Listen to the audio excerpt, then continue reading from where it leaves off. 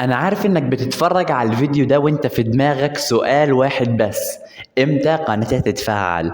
او امتى هخلص من الكابوس بتاع ال1000 مشترك وال4000 ساعة مشاهدة؟ وانا حاسس بيك، انا مريت بنفس المرحلة دي بالظبط. فاكر ايام ما كنت بنزل فيديوهات وابص على المشاهدات انا بنفسي الاقيها 10 و20 بالكتير؟ كنت بقول خلاص انا مستحيل اوصل واكمل. بس الحقيقة انا اكتشفت الشفرة اللي اليوتيوب بيشتغل بيها. المشكلة مش في المحتوى بتاعك، المشكلة في مشكلة عرض المحتوى بتاعك. اليوتيوب مش بيدور على الأحسن، اليوتيوب بيدور على الأذكى. علشان كده الفيديو ده مش مجرد نصايح وخلاص، دي خطة احنا هنمشي عليها، وانا وغيري مشيت عليها قبلك من صناع محتوى. وخطة لو انت طبقتها صح زينا مش هتعدي كام اسبوع الا لو قناتك مفعلة، وهتبدأ تشوف ارقام متتغير قدام عينيك. ركز معايا كويس، اللي انا هقوله لك دلوقتي هو اللي هيفرق بين القناة اللي بتنجح والقناة اللي بتتقفل. جهز نفسك ويلا بينا نشوف ايه ال5 اسرار اللي هتخليك تحقق ال4000 ساعة مشاهدة وال1000 مشترك في اسرع وقت ممكن. بص يا معلم، اول حاجة اليوتيوب بيبصلها هي الاحتفاظ بالجمهور. يعني المشاهد بيقعد قد ايه عندك، بيفضل صامت قد ايه بالفيديو. ال4000 ساعة مشاهدة دي مش بتيجي من غير لما الناس تكمل اطول مدة بالفيديو عندك، والسر كله في اول 30 ثانية. ازاي؟ اوعى تضيع وقت بالترحيب الممل: اهلا ازيكم، سيبك منها. اشتركوا، لايك، سيبك منها.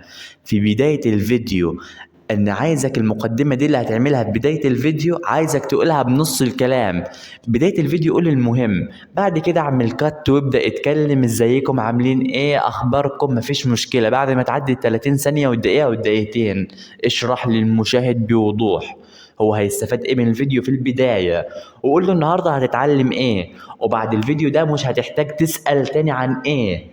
وعايزك تعمل مونتاج سريع وبسيط ومقاطع متشوقة علشان عين المشاهد ما تفضلش عليك، تروح هنا هنا هنا حسب المحتوى. وخلي الفيديو دايما يكون فيه حركة والتفات والنظارات علشان عين المشاهد ما تزهقش. تاني حاجة الفيديوهات الشورتز، كنز المشتركين وال4000 ساعة مشاهدة. لو عايز تجيب ال4000 ساعة مشاهدة بسرعة، الصاروخ الرسمي ليهم هو الشورتز. والله ده صاروخ كبير جدا. انا عايزك تركز على الفيديوهات القصيرة بشكل مجنون، الشورتز، علشان تجذب المشاهدين من الشورتز الجدد.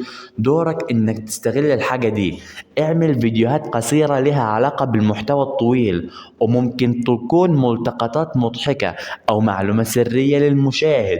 ولو المشاهد اتعجب بالفيديو هيعمل لك اشتراك وهيروح يشوف الفيديوهات الطويلة بتاعتك. الشورتز هي البوابة السريعة اللي هتدخلك على 1000 مشترك، وهتجذب الناس انهم يدخلوا لل4000 ساعة مشاهدة. وممكن تعمل فيديوهات قصيرة وتقول لهم اشتركوا دلوقتي، تحديات وكده. اما السر الثالث العنوان والصورة المصغرة، 55% من نجاح القناة والفيديو. اتخيل ان محتواك تحفة بس الصورة المصغرة والعنوان وحشين، مفيش حد هيشوفك. ياما كتير جدا دخل معانا فيديوهات معلومات قيمة طويلة جدا وكتير جدا، وبتكلم في معلومة قيمة وبيتكلم بمعلومة تستحق انت تشوفها، بس سبب فشل الفيديو العنوان والصورة المصغرة. 55% من نجاح الفيديو بيعتمد على العنوان والصورة المصغرة، فخلي بالك من دول. الصورة المصغرة لازم تكون واضحة، ألوانها قوية، وحط وشك عليه انك انت بتعبر بشدة الانتباه، فرحة، صدمة، حماس، اي حاجة. والعنوان استخدم بيه 5 خطوات، 3 اسرار، او استخدم كلمة بتدل على النتيجة: مضمون، نهائي، ابدا، نتيجة. ده اسمه الابداع بالعنوان، يعني يستاهل انه اي حد يدوس عليه وهو مغمض عينيه. شايفني كده؟ طيب، اما السبب الرابع اسلوب الكشف، السيو والكلمات المفتاحية. اليوتيوب زي الكشاف، اللمبة، الاضاءة. لما يدور على فيديو محدد، لو انت مش كاتب له انك انت بتتكلم عن ايه مش هيلاقيك ولا هيبص عليك. ده هو الكشاف بقى. ازاي تخلي اليوتيوب يشوفك ويبص عليك؟ انا عايزك تعمل وصف للفيديو مش لازم تكتب رؤية، بس تستخدم فيه كلمات مفتاحية للناس بتدور عليها. يعني لو الفيديو بيتكلم عن طريقة عمل الكشري، يا سلام، حط في الوصف أسهل طريقة لعمل الكشري وغيره. أما الكلمات المفتاحية لما تنضيفها بعلامة التاجز، حط الكلمات ديت في علامة التاجز، دي بتساعد اليوتيوب يفهم محتواك ويقترحه للناس الصح. أما خامس حاجة، الاستمرارية، المفتاح الذهبي للاستمرارية وعلشان قناتك تقدر إنها تلم أشخاص متفاعلين. آخر سر، الصبر والاستمرارية علشان تقدر تنجح.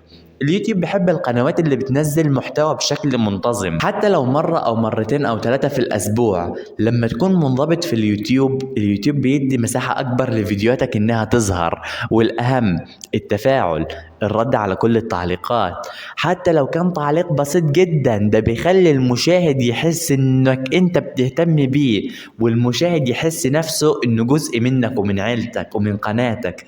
فلما تحسس المشاهد بالاهتمام، اتحول المشترك ده من مشترك لمخلص ليك. والخطة دي بقى بين ايدك. والله الاسرار دي بقى هي اللي هتفرق معاك، وهتفرق معاك في تكبير قناتك فعلا. ولو انت مشيت على الخطة دي بذكاء ومجهود، صدقني هتنجح.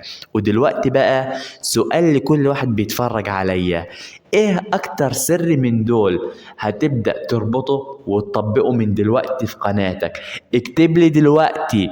ولو شفت انه الكلام ده هيفيدك، اعمل لايك واشترك اهم حاجة بالقناة، وفعل زر الجرس علشان يوصلك كل جديد اول باول من قناة رمز الفكرة، القناة اللي بتجمع بين الابداع، تطوير الذات، النجاح المالي.